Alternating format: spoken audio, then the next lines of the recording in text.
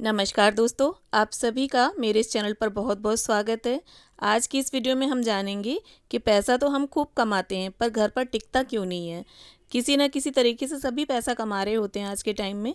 कोई नौकरी करके तो कोई व्यवसाय करके, इस तरह से कमाई तो अच्छी खासी हो जाती है, पर पैसा घर में टिकता क्यों नहीं है। ऐसा क्या कारण हो जाता है कि पैसा ना आते देर लगती है और ना जाते। पैसा जिस रास्ते आता है उसी रास्ते चला जाता है। और ऐसा हो जाता है कि अर्निंग तो अच्छी खासी है पर पैसा घर में टिकता ही नहीं है, मतलब खर्चे के रास्ते पहले बन जाते हैं। इसके लिए मैं 6 महत्वपूर्ण बातें आपके साथ शेयर करूंगी कि कहीं आपसे भी तो इस तरह की गलतियां नहीं हो रही हैं जिसकी वजह से पैसा आता तो है पर घर पर टिकता नहीं है। तो चलिए शुरू कर लेते हैं। तो देखिए, सबसे पहला और सबसे ज़रूरी नियम ये है कि जब भी आप सुबह की झाड़ू लगाएं तो जो कचरा है वो बाहर की ओर करें और उस कचरे को भरकर अंदर डस्टबिन में अपने ना डालें। उस कचरे को बाहर की बाहर आप गेट के बाहर कर दें। और अगर आपके पास समय है तो पूरे घर में झाड़ू लगा लें, घर बासी ना रहे। और अगर आपके पास समय नहीं है तो कम से कम पूजा घर में आप अपने झाड़ू लगा लें, साफ़ सफाई कर लें। और इसके बाद अगर आपके पास समय है तो अपना जो मेन गेट है उसकी आप धुलाई कर दें। और अगर समय नहीं है धुलाई करने का तो आप 1 लोटा जल का छिड़काव कर दें ज़रूर से अपने मेन गेट पर। और इसके बाद दूसरा नियम ये है कि जब भी आप नहा धोकर अपनी रसोई में जाएं और रसोई की जो पहली रोटी है, तवे में जो पहली रोटी आप डालते हैं, वो गाय के नाम की आप ज़रूर निकाल दें। और ऐसा इसलिए कि जिस घर में प्रतिदिन गौ माता के लिए ग्रास निकाला जाता है उस घर में सदा माता लक्ष्मी का स्थायी निवास रहता है, क्योंकि गौ माता में सभी देवी देवताओं का वास माना गया है। इसीलिए इस नियम को आप अपनी रोज़मर्रा की दिनचर्या में ज़रूर शामिल करें और फिर इसके बाद आपके जीवन में जो बदलाव होगा उसे आप स्वयं ही महसूस करेंगे। और इसके बाद तीसरा नियम ये है कि जब भी आप अपनी कमाई अपने घर में लाएं तो उस दिन आप उस पैसे को किसी को नहीं दें। और जैसे कुछ खरीदना है या आपको बच्चों के स्कूल की फ़ीस देनी है या दूध वाला, पेपर वाला या मेड, किसी को आपको पैसा देना है तो उस दिन आप ना दें।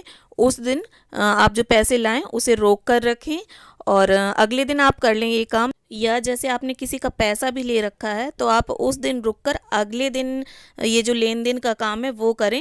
सेम डे लाएं और सेम डे दे दें, ऐसा ना करें। ऐसा माना जाता है कि लक्ष्मी जी जिस रास्ते आई हैं उसी रास्ते वापस लौट गईं। इसीलिए उस दिन आपको लक्ष्मी जी को अपने घर में रोक कर संभाल कर रख लेना है और रात व्यतीत होने के बाद अगले दिन आप ये सब कर लें। और इसके बाद जो चौथा नियम है वो ये है कि आपको बृहस्पतिवार के दिन किसी को पैसे नहीं देने, ना ही शॉपिंग वगैरह करनी है। मतलब बृहस्पतिवार के दिन भी माता लक्ष्मी के चरण आपके घर पर ही स्थिर रहने चाहिए। और अगर स्थिति ऐसी बन रही है कि आपको बिना खर्च किए नहीं चल पा रहा है, मतलब बहुत ज़्यादा इमरजेंसी है, तब आप अपनी अर्निंग का थोड़ा सा एक हिस्सा भगवान विष्णु के चरणों में अर्पित कर दें। अब जब माता लक्ष्मी अपने पति के चरणों में आ जाएंगी तो इसके बाद उन्हें छोड़कर कहीं नहीं जाएंगी।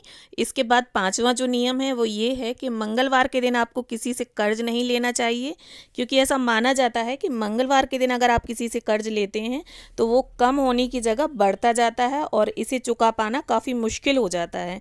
इसीलिए कोशिश ये करें कि मंगलवार के दिन आप किसी से कर्ज ना लें, किसी से पैसा उधार ना लें। इसके बाद छठवां नियम ये है कि सुबह शाम हमें अपने घर के मंदिर में, और अगर तुलसी जी या केले का पेड़ है तो आप इन पौधों में दीपक जरूर रखें, क्योंकि केले के पेड़ पर साक्षात भगवान विष्णु का वास और तुलसी जी के पौधे में माता लक्ष्मी का वास माना गया है।